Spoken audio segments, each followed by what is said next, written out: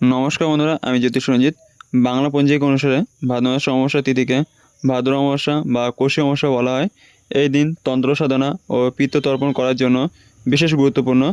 ভাদ্র অমাবস্যা তর্পণ করলে প্রীত হয়ে আশীর্বাদ দেন আমাদের প্রয়াত পূর্বপুরুষরা।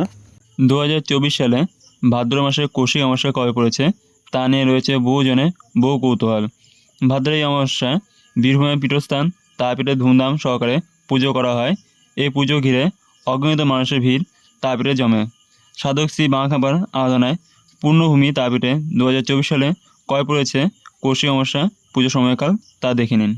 কৌশিক অমাবস্যা 2024 সালে তিথি পড়েছে 15 ভাদ্র রবিবার, অর্থাৎ 1 সেপ্টেম্বর শুরু হচ্ছে কৌশিক অমাবস্যার তিথি। 15 ভাদ্র রবিবার ভোর 5টা 7 মিনিট থেকে শুরু হবে। তিথি শেষ হবে 17 ভাদ্র মঙ্গলবার, অর্থাৎ 3 সেপ্টেম্বর সকাল 6টা 31 মিনিটে। কথিত রয়েছে দেবী কৌশিক হলেন আদ্যশক্তি মহামায়ার এক রূপ। এই কৌশিক অমাবস্যায় শুম নিশুম নামে দুই অসুরকে বধ করেছিলেন দেবী। পুরাকালে একবার শুম নিশুম কঠিন সাধনা করে ব্রহ্মাকে তুষ্ট করলে তিনি তাদের বধ দেন। কোনো পুরুষ তাদের বধ করতে পারবে না, শুধু কোনো অজনী সম্মত নারী তাদের বধ করতে পারবেন, অর্থাৎ এমন এক নারী যিনি মাতৃগর্ভ থেকে জন্ম নেননি। তার হাতেই এই দুই অসুর ভাইয়ের মৃত্যু হবে। পৃথিবীতে এমন নারী পাওয়া তো কঠিন। সবাই শিবের কাছে হাজির হলেন।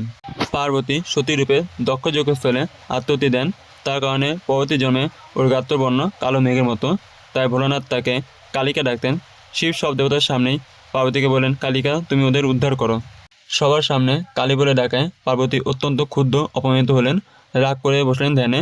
মানস সরোবরে ধারে কঠিন তপস্যা করেন। তপস্যান্তে শীতল মানস সরোবরে জলে স্নান করে নিজের দেহের সব কালো পরিত্যাগ করলেন ও পূর্ণিমা চাঁদের মতন গাত্র বর্ণ ধারণ করলেন। ওই কালো কৌশিকাগুলি থেকে এক অপূর্ব সুন্দর কৃষ্ণবর্ণ দেবী সৃষ্টি হয়। ইনি দেবী কৌশিকী। তিনি শুম ও নিশুমকে বধ করেন। তাই এই অমাবস্যার নাম কৌশিক অমাবস্যা। কৌশিক অমাবস্যা মাহাত্ম্য কী? ভাদ্র মাসে এই কৌশিক অমাবস্যা তিথিতে বিশেষ তন্ত্রমন্ত্রের ক্রিয়া চলে। তারাপীঠ মহাশ্মশানে গোটা রাত ধরে এই বিশেষ আরাধনায় বসেন। কথিত রয়েছে এই তারাপীঠে কৌশিক অমাবস্যার দিনে সাধক বামাখ্যাপা সিদ্ধি লাভ করেছিলেন।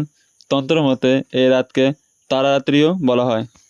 কৌশিক অমাবস্যায় মনে করা হয় কৌশিক অমাবস্যা এই পুণ্যতিথিতে স্বর্গ ও নরক দুয়ের দ্বার কিছু মুহূর্তের জন্য উন্মুক্ত হয়। এই সময়ে ধনাত্মক অথবা ঋণাত্মক শক্তি নিয়ে সাধক তার সাধনা সম্পূর্ণ করতে পারেন বলেও বিশ্বাস।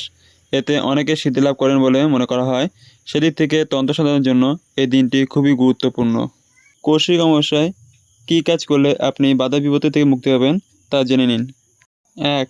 প্রথমত অমাবস্যার দিন আপনার বাড়িঘর খুব সুন্দরভাবে পরিষ্কার রাখুন। ওই দিন যেন বাড়ি অপরিষ্কার না থাকে সেদিকে নজর রাখবেন। কোনো এঁটো বাসনপত্র যেন না থাকে সেদিকে খেয়াল রাখবেন। কোনো পুরনো ছেঁড়া কাপড় জামা থাকলে সেগুলি কাউকে দিয়ে দেবেন বা ফেলে দেবেন। শুধু বাড়িই নয়, বাড়ির সামনে উঠানো পরিষ্কার রাখবেন। 2.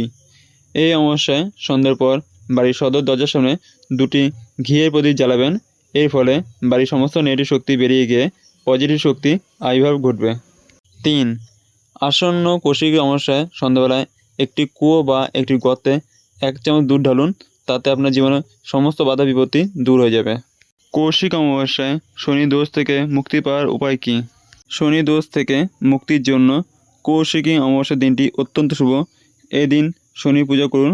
পাশাপাশি বড় ঠাকুরের মূর্তিতে তেল নিবেদন করুন।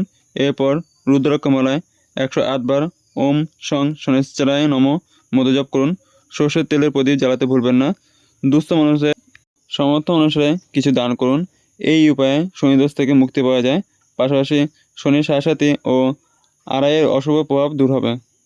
সম্পূর্ণ ভিডিও দেখার জন্য আপনাদের অসংখ্য ধন্যবাদ। ভিডিওটি ভালো লাগলে লাইক, শেয়ার আর আপনাদের কোনো মন্তব্য থাকলে কমেন্টে জানাবেন এবং চ্যানেলটিকে সাবস্ক্রাইব করে বেল আইকন অন করে পাশে থাকবেন। আজকে আমার ভিডিও এখানে শেষ। দেখা হবে পরের ভিডিওতে।